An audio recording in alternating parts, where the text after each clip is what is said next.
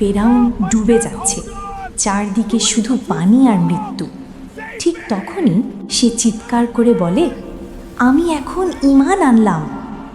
মুসা আলাইহিস সালামের লাঠির আঘাতে সমুদ্র দ্বিখণ্ডিত হয়েছিল।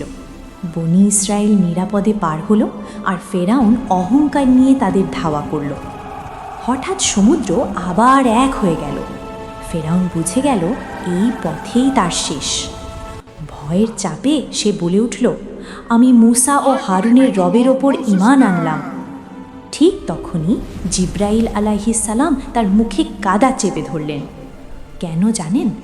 হাদিসে বর্ণিত আছে, জিব্রাইল আলাইহিস সালাম জানতেন যদি ফেরাউন এক মুহূর্তের জন্য আন্তরিকভাবে আল্লাহকে ডাকে, তবে আল্লাহর অসীম রহমত তাকে ঢেকে ফেলতে পারে। তাই তিনি কাদা তুলে ফেরাউনের মুখে ঢেলে দেন, যেন সে আর কিছু বলতে না পারে। কারণ আল্লাহর কাছে মৃত্যুর ভয়ে আনা ঈমান গ্রহণযোগ্য নয়। সত্যিকারের ঈমান আসে হৃদয় থেকে, সময় থাকতে। শেষ মুহূর্তে বাধ্য হয়ে বলা কথা আর ঈমান থাকে না। এই ঘটনাই আমাদের শেখায়, আজ সুযোগ আছে বলেই আজই ফিরে আসা জরুরি। কাল হলে হয়তো আর সময় থাকবে না।